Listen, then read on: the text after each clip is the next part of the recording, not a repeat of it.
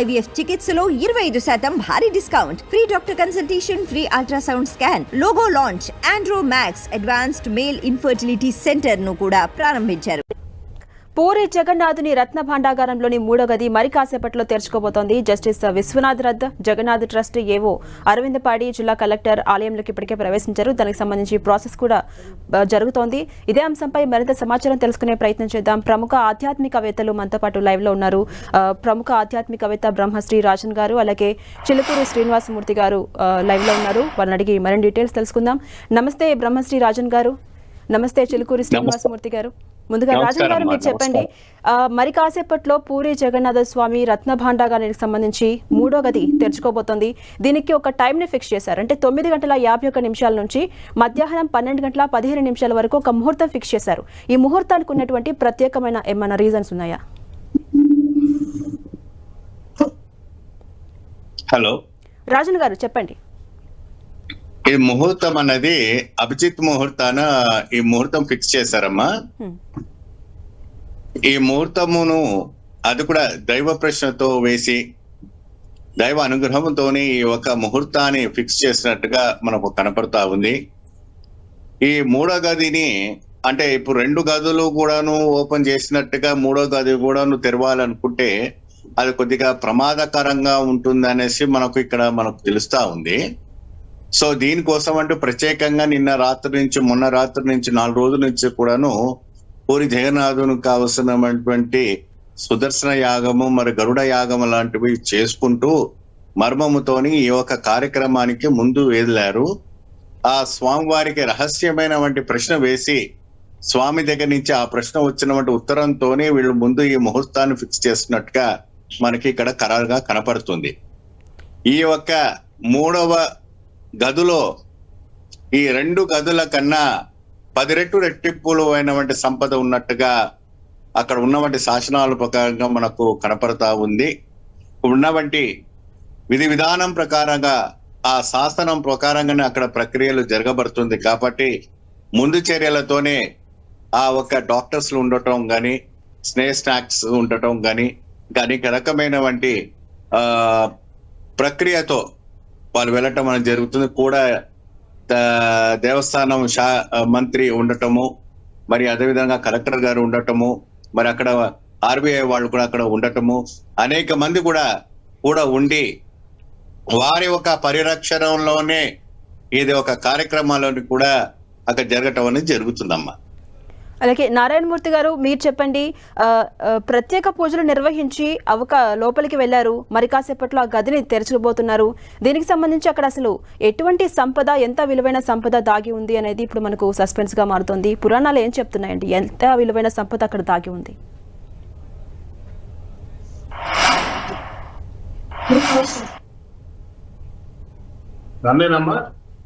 మిమ్మల్ని అండి గురుగారు. ఇక్కడ ఈ రోజున ముహూర్తం పెట్టారు. స్థిర లగ్నంలో సింహలగ్నంలో పెట్టడం జరిగిందమ్మా. ద్వితీయ లాభాధిపతి వ్యయంలో ఉండడం వల్ల కొన్ని వ్యయ ప్రయాస చేయాల్సిన పరిస్థితి వాళ్ళ గోచరిస్తూ ఉన్నది. అలాగే అష్టమంలో రాహు ఉండటం వల్ల కొంతమందికి మొన్నట్లాగానే కొంచెం ప్రమాదం అయ్యేటటువంటి సూచన కూడా ఎక్కువగా కలుగుతూ ఉంది. ముహూర్తంలో ఉన్నటువంటి ఏదైతే ఉందో మళ్ళీ మొదట్లాగానే కొంచెం విఘాతాలు ఏర్పడి మళ్ళీ ఇది ఇంకొకసారి తెరిచేటటువంటి అవకాశం కూడా ఈ సమయాన్ని బట్టి, ఈ రోజున నిర్ణయించినటువంటి లగ్నాన్ని బట్టి, ఈ రోజున అభిజిత్ ముహూర్తం ఏదైతే పెట్టారో దాని ప్రకారంగా ఇది మళ్ళీ వాయిదా పడుతుందమ్మా. మళ్ళీ ఇంకోసారి తలుపులు తెరవలసినటువంటి ఆవశ్యకత అనేది అయితే ప్రస్ఫుటంగా కనపడుతోందమ్మా.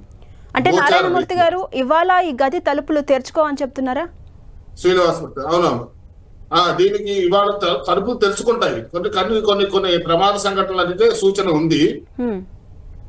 దానికి సంబంధించిన జాగ్రత్తలు అయితే వాళ్ళు తీసుకుంటున్నారు. ఎందుకంటే ఈ రోజు టెక్నాలజీ అభివృద్ధి అయింది కాబట్టి దాని ప్రకారంగా మళ్ళీ వీళ్ళు కటర్స్ యూజ్ చేసి అది కట్ చేసి దానికి అదంతా కూడా మళ్ళీ సమయం ఎక్కువగా అంటే జాప్యం జరుగుతుంది. ఏదైతే వీళ్ళు చేస్తున్న ప్రయత్నం ఉందో ఆ ప్రయత్నంలో జాప్యం అనేది ఎదుర్కోవడం జరుగుతుందమ్మా. అలాగే నారాయణమూర్తి గారు, నాగబంధం అనే మాట మనకు చాలా గట్టిగా వినిపిస్తోంది. ఈ కార్యక్రమం ఎప్పుడైతే స్టార్ట్ అయిందో అప్పటి నుంచి కూడా అసలు నాగబంధం అంటే ఏంటి, దీన్ని మనం ఛేదించొచ్చా, దీనికి టైం లిమిట్ అనేది ఏమైనా ఉంటుందా? ఇక్కడ మనం ప్రకృతి ఆరాధన మనకి మొదటి నుంచి కూడా భగవంతులు ఎవరైతే దేవతామూర్తులు ఉన్నారో ఈ పశువుల్ని ప్రకృతిని ఆరాధించడం అనేది మన హిందూ సనాతన సాంప్రదాయం నుంచి వస్తూ ఉంది. అలాగే మనకి ఈ మన సహచర జీవులు ఏవైతే ఉన్నాయో ఇప్పుడు చూడండి, మనకు దేవతా విషయాల్లో వచ్చేసరికి సర్పము, అలాగే ఆవు, గోవుకి కూడా చాలా విశిష్టమైనది ఉంది. గోశాల చేయటము, గో సంరక్షణ చేయటం. దానివల్ల ఇంకొకటి ఏంటంటే ప్రముఖమైనటువంటి ఇది ఏంటంటే ఆ గోవు ఒకటే ఆక్సిజన్ తీసుకుంటుంది, ఆక్సిజన్ వదులుతుంది. కాబట్టి మనకి ఈ పూజా ద్రవ్యాల్లో వాడే పసుపు కూడా మనకి యాంటీ బ్యాక్టీరియా ఇది ఉండడము, ఇవన్నీ కూడా మన సనాతన సాంప్రదాయాల్లో దేవతా సంబంధించిన విషయాలు చెప్పుకుంటూ వచ్చారు. కాబట్టి వీటన్నిటినీ మనం ఏదైతే మనం ప్రకృతిలో పంచభూతాలను మనం విశ్వసిస్తూ భగవంతుడు మనకు ఆ పంచభూతాల్లో నివసించేటువంటి హక్కు ఇచ్చినందుకు కృతజ్ఞతాపూర్వకంగా మన భగవద్ ఆరాధన ఏదైతే చేస్తున్నామో ఇవన్నీ కూడా ప్రస్ఫుటంగా నాగబంధనం అనేది ఉంది, గరుడ బంధనం అనేది ఉంది, అలాగే ఇంకా అనేక దిగ్బంధనాలు ఉన్నాయమ్మా. ఇట్లా వారాహి దిగ్బంధనం, వార్తాళి దిగ్బంధనని, అలాగే కొన్ని రకాలైనటువంటి చెడ్డితో కూడా దిగ్బంధన దేవత విషయాలన్నీ కూడా మహావిద్యలో అమ్మవారు అస్త్రాలు కొన్ని ఏవైతే ఉన్నాయో ఆ రూపం నుంచి ఈ రూపంలోకి వచ్చి వధించినటువంటి ఇవి మన శ్రీకృష్ణుడు సత్యభామ కథ తీసుకుంటే కూడా మనకు తెలుస్తూ ఉంటుంది. సత్రాజిత్తు మణి అపసంహరణ కోసం వచ్చి కృష్ణుడు అపవాది ఎదుర్కోవటం అనేది. కాబట్టి ఈ విధమైనటువంటి సంఘటనలన్నీ కూడా ప్రస్ఫుటంగా పురాణ ఇతిహాసాల్లో మనకు ఇవన్నీ ఉన్నాయి కాబట్టి ఖచ్చితంగా దీన్ని నమ్మవలసి వస్తుంది. అటువంటి పద్ధతులు ఉన్నాయి, ఎందుకంటే అధునాతన విజ్ఞానం వచ్చిన తర్వాత అవన్నీ కూడా మరుగున పడ్డాయి. పూర్వము ఎంతో కర్మభూమి మనదంతా కూడా, ఇప్పుడు కేరళ ప్రాంతం అంతా కూడా వేద భూమి కాబట్టి అక్కడ అదంతా కూడా పరశురామ కల్ప సూత్ర ప్రకారం అక్కడ జరిగే ఆచార వ్యవహారాలు కానీ, పూజాధికారులు కానీ, తంత్రం కానీ, మంత్రం కానీ ఇవన్నీ కూడా యంత్రాలతో సహా కూడా దిగ్బంధన విద్యలు అనేవి ఉన్నాయమ్మా. ఇది తంత్రశాస్త్రంలోని దిగ్బంధన సంబంధించిన విద్యలన్నీ కూడా ఋగ్వేదం నుంచి వచ్చినటువంటి మనకు విద్య అమ్మా ఇది. అందువల్ల ఈ నాగబంధనం అనేది కూడా ఉన్నది. దానికి ఇన్ని రోజుల ప్రమాణము ఇది, ఈ ఆస్తి ఈ సంపద ఏదైతే ఉందో వీళ్ళకి చెందాలి అని చెప్పేసి కొన్ని రకాల దిగ్బంధనాలు చేసి దానికి ఒక ప్రమాణం ఉంటుంది. ఆ ప్రమాణ నిర్ణయం ప్రకారంగానే అది మనకి వాళ్ళకి దక్కుదల అనేది జరుగుతుందమ్మా. అంటే ఆ ప్రమాణాలను మనం గుర్తించగలమంటారా? ప్రమాదాన్ని గుర్తించడం అంటే బాగా నిష్టగా దాని మీద ఒక దీక్షగా చేసిన వారికి మాత్రం అది ప్రస్ఫుటంగా తెలుస్తుంది, ఆలోచన పూర్వకంగా తెలుస్తుంది. అది సూచనానీయంగానే మనం తీసుకోవాలి తప్ప ఖచ్చితంగా ఇది అని చెప్పేసి చెప్పలేమమ్మా. ఓకే, రాజన్ గారు మీరు చెప్పండి. మొదటి నుంచి కూడా ఈ రహస్య గది తలుపు తెరవకూడదు, తెరిస్తే అనర్థాలు జరుగుతాయని చెప్పి పలువురు నుంచి వినిపిస్తున్నటువంటి మాట, దీనికి మీరేమంటారు? చాలా చక్కగా అడిగారమ్మా మీరు.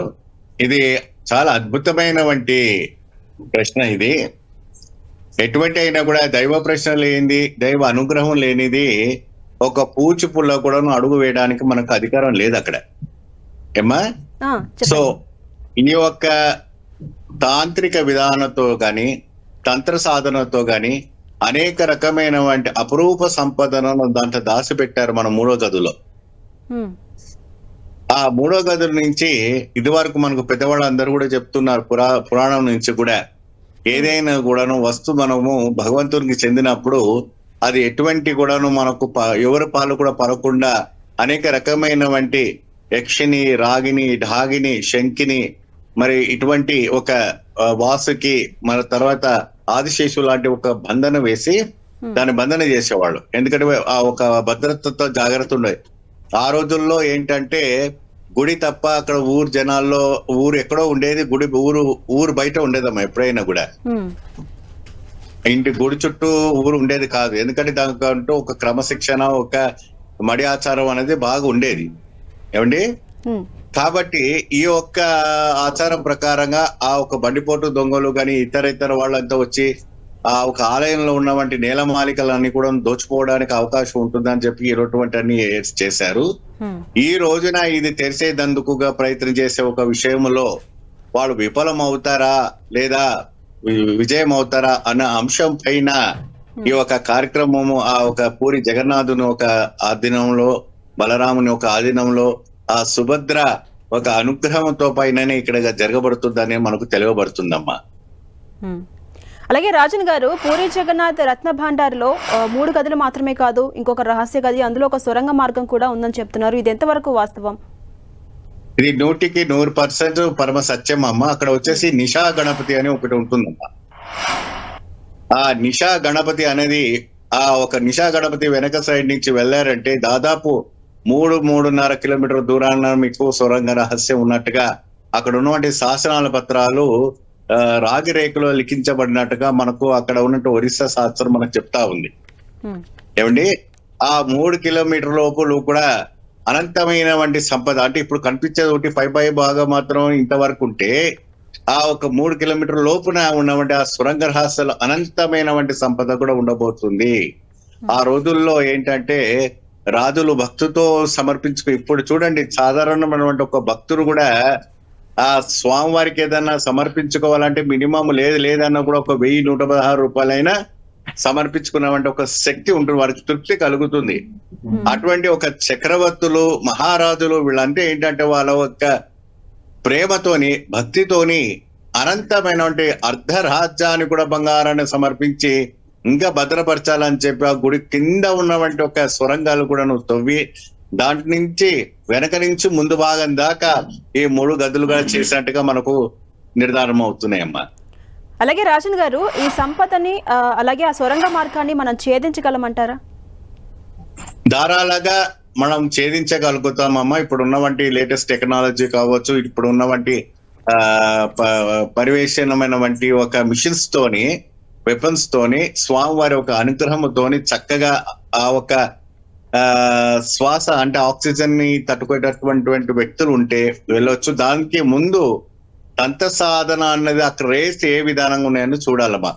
ఆ రోజుల్లో మీరు పురా శాఖ అంటే పౌరాణికమైనటువంటి ఒక సినిమాలో చూసినట్టయితే మాత్రాన మీకు కొన్ని ఒక బేతాళుడు లోపలికి వెళ్తాడు, ఇంకొక మనిషి వెళ్తున్నప్పుడు ఇట్లా కత్తులు అవన్నీ కూడా ఇట్లా మర్మంగా కనిపించేవి రహస్యంగా. అంటే ఇట్లా వంగిపోతే తలకాయలు కొట్టడము, కాలు కొట్టడం అలాంటివి కనపడుతుంది. కానీ ఇక్కడ ఏంటంటే ఈ ఒక ఆలయంలో అటువంటికి సంబంధించిన వంటి ఏదైనా తంత్ర సాధనాలంటూ విషపూరితమైన వంటి ప్రక్రియలు ఉన్నా, ఆ యంత్రాలు ఉన్నా, దానికి మించి ఏదైనా శక్తి ఉందా, దాని ముందు మనము ముందుగానే దాన్ని పరిశోధించేసి తర్వాత దాని లోపలికి వెళ్తే అపరూప సంపదను బయటికి తీసుకొచ్చి స్వామివారి కార్యానికి ఉపయోగించుకోవడానికి అవుతుందమ్మా. రైట్ రాజన్ గారు. శ్రీనివాసమూర్తి గారు, మీరు చెప్పండి, దాదాపు 46 ఇయర్స్ తర్వాత అంటే 46 సంవత్సరాల తర్వాత ఈ రహస్య గదిని తెరుచుకోబోతున్నాయి. మొన్న 14వ తేదీన దీన్ని తెరుచుకోవాలనుకున్నా సరే అనివార్య కారణాల వల్ల తిరిగి సీల్ చేయడం జరిగింది. ఇవాళ ఆ ప్రాసెస్ అనేది స్టార్ట్ అవుతోంది. ఇందులో 3 గదులు మాత్రమే కాదు, లోపల ఒక రహస్య గది ఉంది, దానికి సంబంధించి ఒక సొరంగ మార్గం కూడా ఉంది అంటున్నారు. ఆ సొరంగ మార్గంలోకి వెళ్లే క్రమంలో ప్రత్యేక పూజలు ఏమైనా చేయాలా? మీరేమంటారు? బంధనాలు ఏ తంత్రశాస్త్రంలో రుద్రయామల తంత్రం అని ఉంటుందమ్మా. అలా ఇక్కడ ఒరిస్సా కానివ్వండి, లేకపోతే తమిళనాడు కానీ, నార్త్ ఇండియా కానివ్వండి, సౌత్ ఇండియా కానివ్వండి, రుద్రయామల తంత్రం అనేది మనకి అనాదిగా వస్తూ ఉన్నటువంటి. కాబట్టి అక్కడ ఏ తంత్రంలో అనేక ప్రక్రియలు ఉన్నాయి. వామాచారం ఉన్నది, సాత్వికంగా ఉన్నది, కట్టుదిట్టమైనటువంటి భద్రతా చర్యలలో తంత్రశాస్త్రంలో కూడా అనేక రకాలైనటువంటి ఉన్నాయి. ఇప్పుడు మన తెలంగాణ ఇది మన మహారాష్ట్రలో తీసుకుంటే ఇప్పుడు గాన్గాపూర్ దగ్గర కూడా కొంతమంది చూడండి మానసిక అస్థిమతానికి గురై వాళ్ళు ఇది చేస్తూ ఉంటారు. అలాగే భగవతి టెంపుల్ మన ఇక్కడ చోటానిక్కర్ బడానిక్కర్ కేరళలో కూడా చూడండి. కాబట్టి అటువంటి తంత్ర విద్యలు అనేవి ఇప్పటికీ కూడా కొన్ని ఉన్నాయమ్మా. ఎందుకంటే అనాదిగా వంశాచార ప్రకారంగా వస్తూ ఉన్నారు. అలాగే ఆ ఒరిస్సా రాష్ట్రంలో పూరి జగన్నాథ స్వామి దేవాలయ ట్రస్ట్ లో వంశపారంపర్యంగా ఎవరైతే ఉన్నారో ఆ సంతతి కొంతమంది నేర్చుకునే వాళ్ళు ఉంటారు, నేర్చుకునే వాళ్ళు కూడా ఉంటారు. అందువల్ల నేను ఇప్పుడు పండితుడు కదా, నా కొడుకు కూడా పండితుడా అవుతాడా అంటే వాడి అభీష్టం ప్రకారంగా వాడు చదువుకోవడం జరుగుతూ ఉంటుంది. కాబట్టి అలాగా వలసగా వెళ్ళిపోయిన వాళ్ళు ఉంటే కనుక దీనికి ఆ తంత్రం ఏం జరిగింది అనేది శిలాశాసనాల్లో పురావస్తు శాఖ వాళ్ళు కనుక దాన్ని అధ్యయనం చేసి, ఎందుకంటే వాళ్ళది అది సబ్జెక్టే అది కాబట్టి ఆ పురావస్తు శాఖ వాళ్ళు దాన్ని నిర్ధారణ చేసుకుని దీనికి రూట్ మ్యాప్ అనేది ఉంటుందమ్మా ఖచ్చితంగా ప్రతి దానికి కూడా. ఆ రోడ్ మ్యాప్ ద్వారా వాళ్ళు వెళ్ళి దాని యొక్క సంపదను మనకి బయటకు తీసుకురావడానికి వాళ్ళు చేసే ప్రయత్నం ఏదైతే ఉందో అది అన్ని రకాలుగా వాళ్ళు చర్యలు తీసుకున్నారని చెప్పేసి అనుకోవచ్చు. ఎందుకంటే మొదటి 3 గదులు ఓపెన్ చేశారు కాబట్టి 4వ గదిలో కూడా ఈ బంధనం వేయటం అనేది ఏంటంటే ఇవన్నీ కూడా ఆభరణాలుగా కొన్ని ఉంటాయి, కొన్ని బంధనాలు ఉంటాయి. ఆ బంధనం అనేది తెలుసుకోవాలి ఇక్కడ. ఎందుకంటే పూర్వం మన ఇళ్ళ డోర్ల మీద కూడా మనం నెమళ్ళు కానీ లేదా హంసలు కానీ లేదా ఇలాంటివి కూడా మనం బొమ్మలు వేసుకుని డోర్లు పెట్టుకుంటూ ఉంటాం. అలాగే కొన్ని దేవాలయాల దగ్గర సుబ్రహ్మణ్య స్వామి అయితే ఆ సర్పము ఆ దేవాలయం డోర్ మీద ఉండటము, అలాగే ఆ స్వామికి సంబంధించిన వాహనాలు ఉండటము, ఇవన్నీ కూడా కాబట్టి అది ఎటువంటి తంత్రశాస్త్రంలో ఎటువంటి యామంలో అది ఎటువంటి ప్రక్రియ జరిగిందనే విషయం పురావస్తు శాఖ వాళ్ళు ఈ శాస్త్రం తెలిసినటువంటి పండితులతో చర్చాగోష్ఠి జరిపే ఈ కార్యానికి ముందుకు వచ్చి ఉంటారు. కాబట్టి ఇది ఏదైతే ఉందో వాళ్ళు చేసే ప్రయత్నంలో అక్కడ రాష్ట్రంలో అక్కడ ఉన్నటువంటి సనాతన సంస్కృతి ఆచారాలను బట్టి వాళ్ళు దీక్షగా ఉన్నారు. కాబట్టి అదే దీక్ష కొనసాగిస్తూనే ఈ కార్యక్రమం పూర్తయ్యేంత వరకు కూడా వాళ్ళు దీక్షను పాటిస్తారని చెప్పేసి మనం అనుకోవచ్చు అమ్మా. రైట్ శ్రీనివాసమూర్తి గారు, ఒక్క నిమిషం లైన్ లో ఉండండి. ఇప్పుడే అందుతున్న బ్రేకింగ్ చూస్తున్నాం. పూరి రత్న భండార్ తలుపులు మరోసారి తెరుచుకున్నాయి. 5 రోజుల తర్వాత మరోసారి 3వ గది ఓపెన్ అయింది. రహస్య గదిలోని సంపదను స్ట్రాంగ్ రూమ్ కి తరలించే ఏర్పాట్లు చేస్తున్నారు అధికారులు.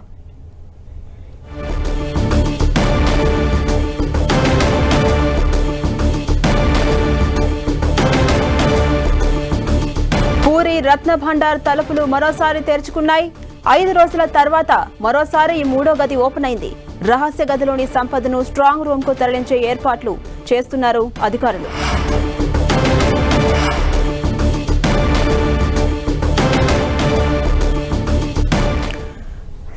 రాజన్ గారు, మీరు చెప్పండి, 46 సంవత్సరాల తర్వాత రహస్య గది పూరి జగన్నాథ స్వామి రత్న భాండాగార్ స్వాధీనం కాబోతుందని తెలుస్తోంది. అధికారులు దానికి సంబంధించి ఇప్పటికే ఏర్పాట్లన్నీ కూడా సంపదను తరలించే విధంగా ఏర్పాట్లు చేస్తున్నారు. అసలు పూరి జగన్నాథ రత్న భాండార్ గారికి సంబంధించి చరిత్ర ఏంటండి, ఎక్స్ప్లెయిన్ చేసే ప్రయత్నం. ఇది వచ్చేసి రాజవంశకుల ఒక పరంపరమైన సొత్తమ్మ ఇది.